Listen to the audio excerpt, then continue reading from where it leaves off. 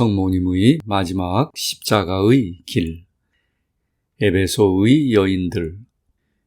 에베소 근처에 있는 그리스도인의 정착촌에 살면서 성모님의 집을 방문하는 거룩한 여인 중에는 성전의 여선지자 안나의 여동생의 딸이 있었습니다. 나는 그녀가 예수님의 세례 이전에 베로니카와 함께 나자렛으로 여행하는 것을 보았습니다.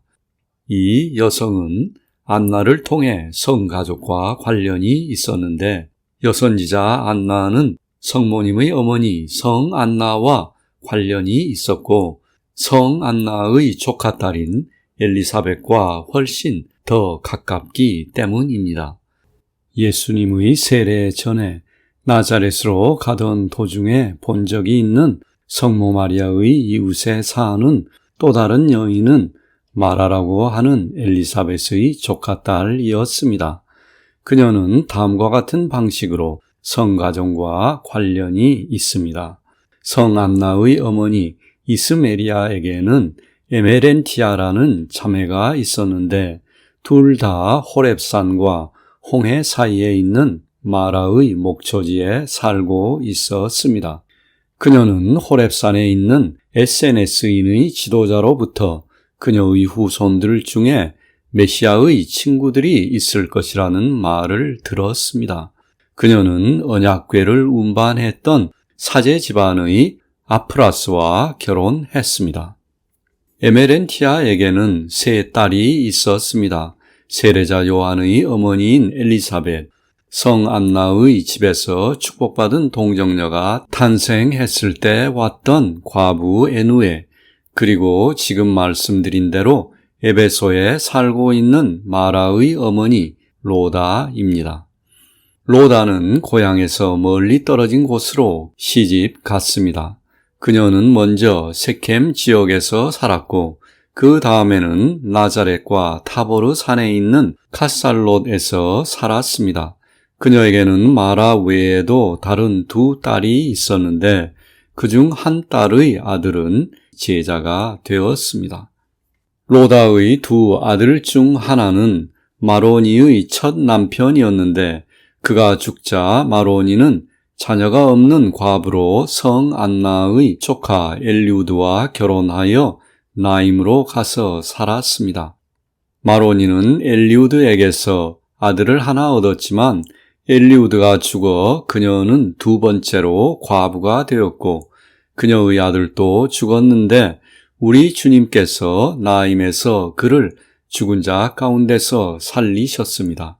그리고 그 나임의 청년은 제자가 되어 세례를 받고 마샬이라는 이름을 얻었습니다. 에베소에서 성모님이 세상을 떠났을 때 함께 있었던 로다의 딸 마라는 결혼하여 베들레헴 근처에 살고 있었는데 그리스도께서 탄생하셨을 때 성안나가 베들레헴에서 한번 자리를 비우고 찾아갔던 사람이 바로 마라였습니다. 마라는 그녀의 다른 가족들과 마찬가지로 부유하지 않았습니다. 로다는 그녀의 자녀들에게 재산의 3분의 1만 남겨주고 나머지 3분의 2는 성전과 가난한 사람들에게 주었기 때문이었습니다. 나는 가나의 신랑 나다나엘은 이 마라의 아들이었으며 그는 세례 때에 아마토르라는 이름을 받은 것으로 생각합니다. 그녀에게는 다른 아들들이 있었는데 모두 제자가 되었습니다. 성모님이 마지막으로 십자가의 길을 가시다. 1821년 8월 7일 어젯밤과 그 전날 밤 나는 에베소에서 하느님의 어머니와 많은 일을 했습니다. 나는 그녀와 다른 5명의 거룩한 여인들과 함께 그녀의 십자가의 길을 동행했습니다. 예언자 안나의 조카딸과 엘리사벳의 조카딸인 과부 마라도 있었습니다. 성모 마리아께서 그들 모두의 앞에서 가셨습니다. 나는 그녀가 약해진 것을 보았습니다. 그녀의 얼굴은 투명한 것처럼 아주 희었고 그녀의 모습은 형언할 수 없이 감동적이었습니다. 나는 이곳에서 마지막으로 그녀를 따라가는 것 같았습니다. 그녀가 십자가의 길을 가는 동안 요한, 베드로, 타데우스는 이미 집에 와 있었던 것 같습니다. 나는 축복받은 동정녀가 나이가 많은 것을 보았지만 변모되어 그녀를 쇠진하게 하는 갈망 이외에는 그녀에게는 늙은 모습이 전혀 보이지 않았습니다. 그녀에게는 말할 수 없는 엄숙함이 있었습니다. 나는 그녀가 아름다운 미소를 지었지만 웃는 모습은 본 적이 없습니다. 성모님은 나이가 들면서 점점 더 창백하고 투명해지셨고 매우 말랐지만 주름이 보이지 않았으며 그녀의 몸은 시들거나 퇴화하는 징후가 전혀 없었습니다. 성모 마리아는 말 그대로 영 안에서 사셨습니다. 제가 이 환상에서 축복받은 동정녀를 그토록 선명하게 본 이유는 그녀가 이때 입었던 의복의 작은 유물을 내가 가지고 있기 때문일 것입니다. 나는 내가 할 수 있는 한 명확하게 그 옷을 설명하기 위해 노력할 것입니다. 그것은 겉옷이었습니다. 그것은 등만 완전히 덮었고 긴 주름이 몇 개 있으며 발에까지 닿았습니다. 목에서 가슴과 어깨를 가로질러 한쪽 어깨에서 단추로 고정되어 일종의 목도리처럼 되어 있었습니다. 그것은 허리를 두르는 띠로 고정되었고 갈색 속옷의 양쪽으로 발까지 내려왔습니다. 허리띠 아래는 뒤로 접혀져서 빨간색과 노란색 줄무늬가 아래로 그리고 가로질러 있는 안감이 보였는데 내가 가지고 있는 작은 조각은 이 접힌 부분의 오른쪽에서 나온 것이었고 안감에서 나온 것은 아닙니다. 그것은 고대 유다의 관습에 따라 이런 방식으로 입는 축제 의복이었습니다. 성모 마리아의 어머니도 이것을 입었습니다. 축복받은 동정녀는 허리까지 오는 부드러운 검은색 베일을 쓰고 있었습니다. 나는 그녀가 가나의 혼인잔치에서 이 드레스를 입고 있는 것을 보았습니다.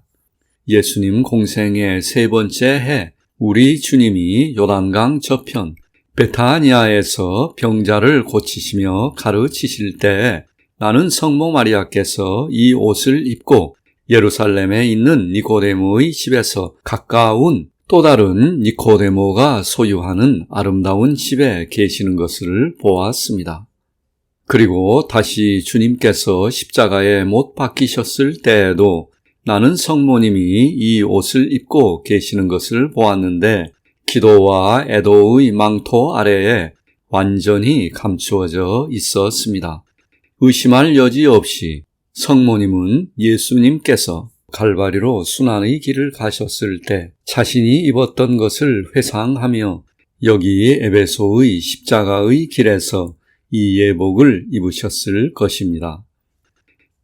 1821년 8월 9일 아침 나는 에베소에서 약 3시간 거리에 있는 성모 마리아의 집에 들어왔습니다. 나는 성모님이 난로 뒤 오른쪽에 있는 그녀의 작은 침실에서 흰 옷을 입고 매우 좁고 낮은 소파에 누워 계시는 것을 보았습니다.